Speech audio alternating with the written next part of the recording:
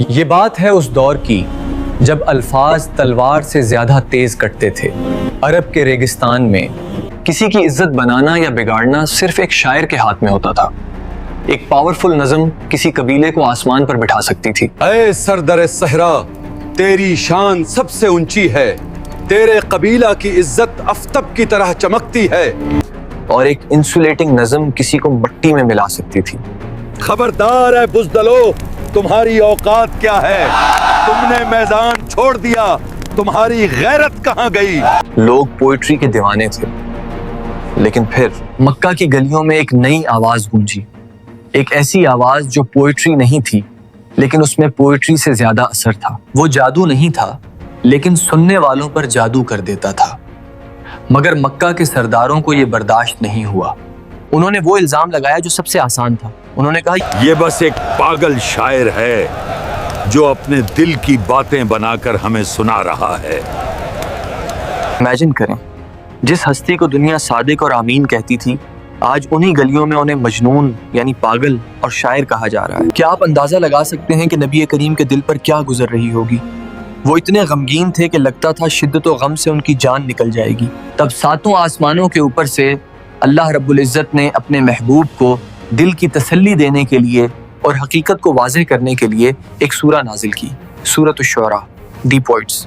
آج کی ویڈیو میں ہم صرف اس سورہ کا ترجمہ نہیں پڑھیں گے، ہم اس درد کو محسوس کریں گے جو اس کے نزول کی وجہ بنا۔ ہم ماؤنٹ صفا پر کھڑے ہو کر وہ پہلی پبلک وارننگ سنیں گے، اور ہم جانیں گے کہ آخر اللہ نے اس سورہ میں 7 پرانے پروفٹس کی کہانیاں کیوں دہرائیں۔ یہ بات ہے سورہ شعراء کی۔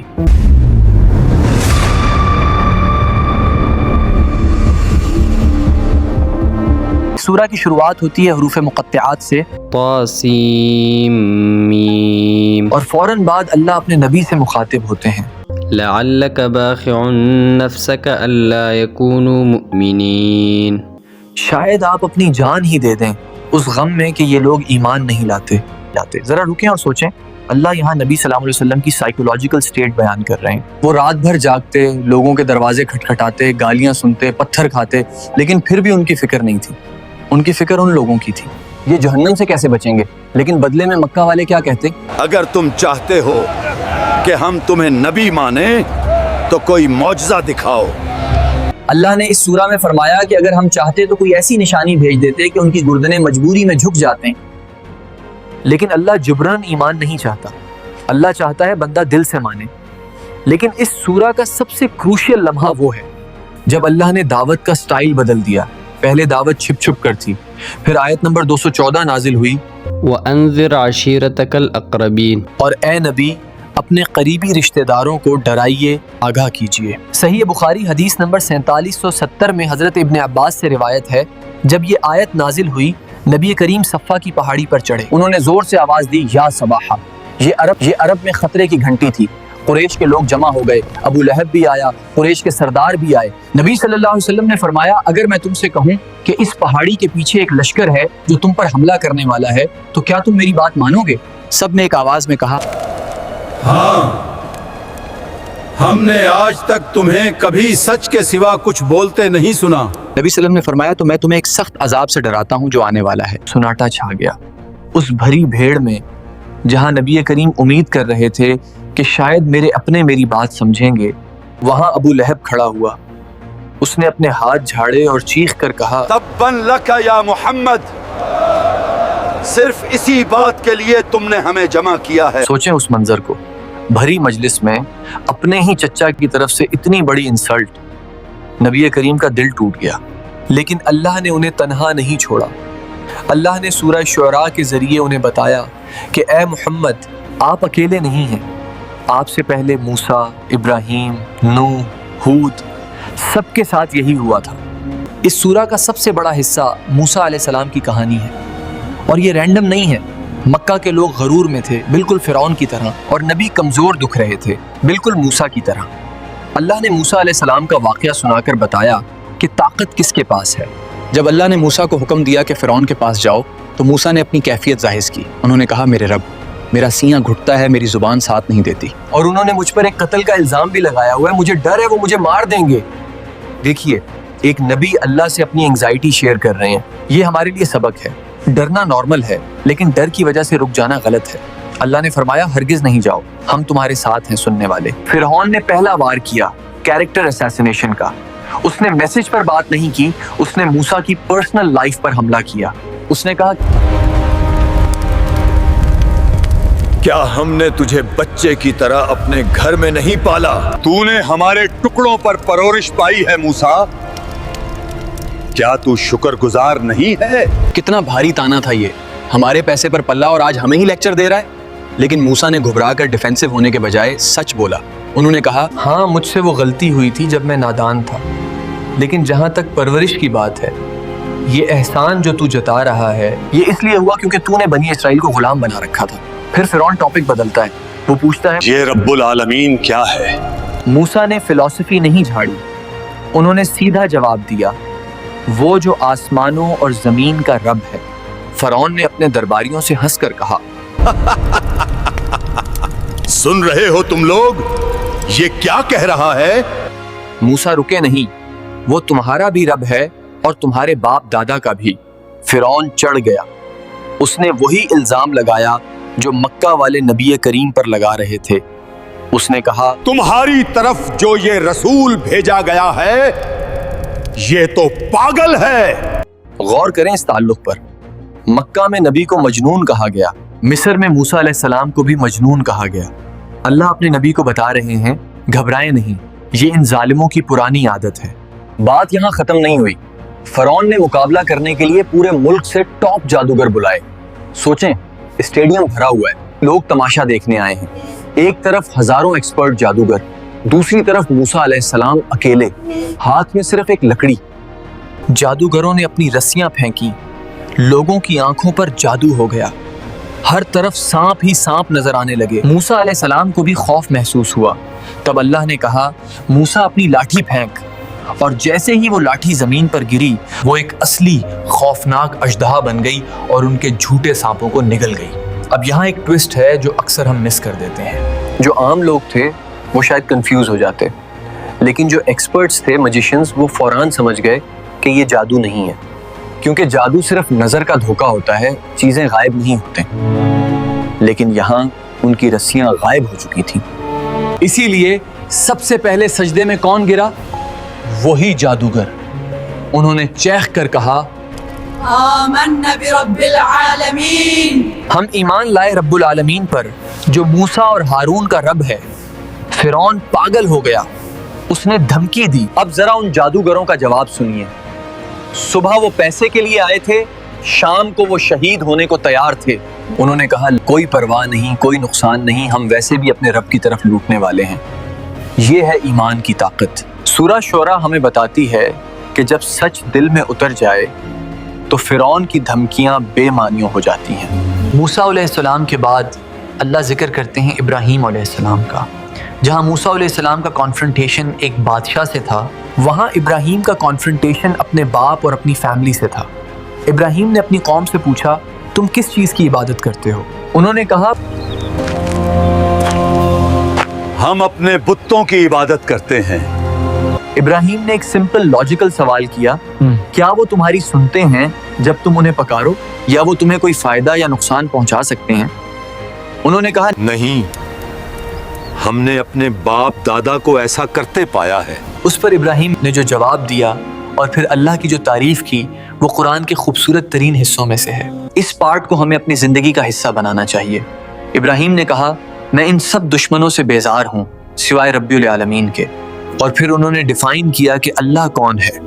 الذی خلقنی فہو یہدین، جس نے مجھے پیدا کیا وہی مجھے راستہ دکھاتا ہے، والذی هو یطعمنی ویسقین، وہی ہے جو مجھے کھلاتا اور پلاتا ہے، وإذا مرضت فهو یشفین، اور جب میں بیمار ہوتا ہوں تو وہی مجھے شفا دیتا ہے۔ نوٹ کریں ابراہیم علیہ السلام نے بیماری کو اپنی طرف نسبت دی جب میں بیمار ہوتا ہوں، اور شفا کو اللہ کی طرف نسبت دی، یہی اصل ادب ہے۔ اور پھر انہوں نے ایک دعا مانگی جو ہم سب کو مانگنی چاہیے، ولا تخزنی یوم یبعثون یوم لا ينفع مال ولا بنون الا من اتى اللہ بقلب سلیم، اور مجھے اس دن رسوا نہ کرنا جب سب اٹھائے جائیں گے، جس دن نہ مال کام آئے گا نہ اولاد، سوائے اس کے جو اللہ کے پاس سالم دل لے کر آئے۔ دوستو قلب سالم کیا ہے؟ ایک ایسا دل جو شرک سے پاک ہو، جو کینہ اور نفرت سے صاف ہو۔ ابو لہب کے پاس مال بھی تھا، اولاد بھی تھی، لیکن قلب سالم نہیں تھا، اس لیے وہ برباد ہوا۔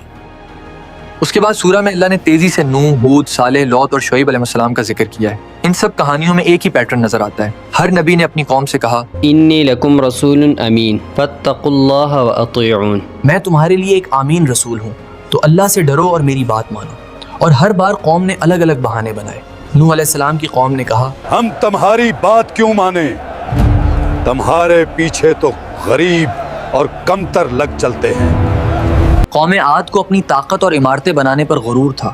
لوط کی قوم فحاشی میں ڈوبی ہوئی تھی، نتیجہ کیا نکلا؟ سب تباہ کر دیے گئے۔ اللہ نبی کو بتا رہے ہیں اے محمد آپ غم نہ کریں، اگر مکہ والے نہیں مان رہے تو ان کا انجام بھی وہی ہوگا جو پچھلی قوموں کا ہوا۔ اب آتے ہیں اس سوال پر کہ اس سورہ کا نام الشعراء کیوں ہے۔ ویڈیو کے شروع میں ہم نے بتایا تھا کہ لوگ نبی کو شاعر کہتے تھے۔ سورہ کے آخری حصے میں اللہ نے اس کا فیصلہ کیا۔ والشعراء يتبعهم الغاوون ألم تر أنهم في كل وادي يهيمون وأنهم يقولون ما لا يفعلون۔ اللہ نے یہاں پوئٹس کی سائیکالوجی بیان کی ہے۔ آج اگر ہم اپنے دور کو دیکھیں تو شعراء کا نیا روپ سامنے آتا ہے۔ سوشل میڈیا کے شاعر، ریلز کے پوئٹس، ہم بھی کبھی آباد تھے، ایسے کہاں برباد تھے، مسرور تھے، دلشاد تھے، وہ چال ایسی چل گیا، ہم بجھ گئے، دل جل گیا، نکلے جلا کے اپنا گھر، میں اور میری آوارگی، یہ دل ہی تھا جو سہ گیا، وہ بات ایسی کہہ گیا، کہنے کو پھر کیا رہ گیا، اشکوں کا دریا بہ گیا، جب کہہ کے وہ دل بھر گیا، تیرے لیے میں مر گیا، روتے ہیں اس کو رات بھر، میں اور میری آوارگی۔ اور سٹیج کے پرفارمرز جن کے الفاظ ملین لوگ سنتے ہیں، لیکن سوال یہ ہے کیا یہ الفاظ لوگوں کو اللہ کے قریب لے جا رہے ہیں یا ان کے دلوں کو اور زیادہ بے راہ روی، عشق مجازی اور گناہ کی طرف دھکیل رہے ہیں؟ آج کی اکثر مشہور شاعری تین چیزوں کے گرد گھومتی ہے: بے حیا عشق کی تعریف، غم کو خوبصورت بنا کر پیش کرنا، اللہ سے دور زندگی کو رومانٹیسائز کرنا۔ قرآن نے شعراء کے بارے میں صرف وزن اور قافیہ پر بات نہیں کی بلکہ ان کے اثر پر بات کی۔ وہ ہر وادی میں بھٹکتے پھرتے ہیں اور وہ ایسی باتیں کہتے ہیں جو خود نہیں کرتے، یعنی مسئلہ فن کا نہیں کا ہے، مسئلہ ڈائریکشن کا ہے۔ آج کا نوجوان جب یہ جملے سنتا ہے عشق میں سب جائز ہے، شراب غم کی دوا ہے، محبوب ہی سب کچھ ہے، تو دھیرے دھیرے اس کے ذہن سے حلال حرام کی لکیر، صبر کا کانسیپٹ اور اللہ پر توکل کمزور ہو جاتا ہے۔ یہ وہی کام ہے جو جہلی دور کے شاعر کرتے تھے، جذبات کو بھڑکاؤ، عقل کو سلا دو۔ لیکن اسلام کا نظریہ بیلنسڈ ہے۔ نبی کریم نے حسن بن ثابت رضی اللہ عنہ کی شاعری کو پسند فرمایا کیونکہ وہ حق کے لیے تھی، اور فرمایا بعض بیان جادو جیسا اثر رکھتا ہے۔ تو جو چیز جادو جیسا اثر رکھتی ہو، اگر باطل کے لیے ہو زہر بن جاتی ہے، اگر حق کے لیے ہو دوا بن جاتی ہے۔ زیادہ تر آرٹسٹس اور انفلوئنسرز کا مقصد کیا ہوتا ہے؟ ایموشنز ابھارنا، چاہے بات جھوٹی ہو، بس وائرل ہونی چاہیے۔ وہ عشق کی باتیں کرتے ہیں مگر خود وفادار نہیں ہوتے، وہ انقلاب کی باتیں کرتے ہیں مگر خود کمفرٹیبل گھروں میں رہتے ہیں۔ اس لیے آج کے ہر لکھنے والے کو 3 سوال کرنے چاہیے: کیا میری بات سن کر لوگ اللہ کے قریب ہوں گے یا دور؟ کیا میں جو لکھ رہا ہوں میں خود اس پر عمل کرتا ہوں؟ کیا میرے الفاظ کسی کے ایمان یا حیا کو نقصان تو نہیں دے رہے؟ اگر جواب نہیں ہو تو یہ وہ شاعری ہے جس سے قرآن نے خبردار کیا۔ اللہ کہتے ہیں میرا نبی ایسا نہیں ہے، میرا نبی جو کہتا ہے وہ کرتا ہے۔ قرآن پوئٹری نہیں، ہدایت ہے۔ پوئٹری امیجنیشن ہوتی ہے، قرآن حقیقت ہے۔ لیکن کیا اسلام میں آرٹ یا پوئٹری حرام ہے؟ نہیں، اللہ نے اسی آیت میں ایکسیپشن دی، سوائے ان کے جو ایمان لائے اور اچھے اعمال کیے اور اللہ کو کثرت سے یاد کیا۔ صحیح بخاری حدیث نمبر 3213 میں آتا ہے کہ نبی کریم نے حسن بن ثابت سے کہا، مشرکین کی برائی بیان کرو پوئٹری کے ذریعے، جبرائیل تمہارے ساتھ ہیں۔ حسن بن ثابت نبی کریم کے شاعر تھے، وہ اپنی پوئٹری کو تلوار کی طرح استعمال کرتے تھے اسلام کے دفاع میں۔ تو سبق یہ ہے، ٹیلنٹ برا نہیں ہے، ٹیلنٹ کا استعمال میٹر کرتا ہے۔ آپ رائٹر ہیں، ایڈیٹر ہیں، اسپیکر ہیں، اگر آپ اپنا ہنر سچ پھیلانے کے لیے استعمال کر رہے ہیں تو آپ الشعراء کی بری کیٹیگری میں نہیں بلکہ حسن بن ثابت کے راستے پر ہیں۔ تو دوستو، سورۃ الشعراء آج ہماری زندگی میں کیسے ریلیونٹ ہے؟ جب آپ اکیلے ہوں، جب آپ کو لگے کہ آپ حق پر ہیں لیکن پوری دنیا، آفس یا خاندان آپ کے خلاف ہے، تو موسیٰ کا وہ جملہ یاد کر لیں، ہرگز نہیں میرا رب میرے ساتھ ہے۔ جب لوگ مذاق اڑائیں، اگر کوئی آپ کی ریلیجس اپیئرنس یا آپ کے دین کا مذاق اڑائے تو یاد رکھیں کہ بہترین انسانوں کا بھی مذاق اڑایا گیا تھا۔ اس میں آپ کے لیے عزت ہے، شرم نہیں۔ قلب سالم کی فکر، اپنے دل کو چیک کریں، کیا ہمارا دل صاف ہے؟ کیونکہ قیامت کے دن ڈگری اور بینک بیلنس کام نہیں آئیں گے، صرف صاف دل کام آئے گا۔ اللہ سے دعا ہے کہ وہ ہمیں قلب سالم عطا فرمائے اور ہمیں ہمت دے کہ ہم موسیٰ علیہ السلام کی طرح دشوار حالات میں بھی حق پر ڈٹے رہیں۔ میرا رب میرے ساتھ ہے، وہ ضرور مجھے راستہ دکھائے گا۔ جزاک اللہ خیر۔ السلام علیکم۔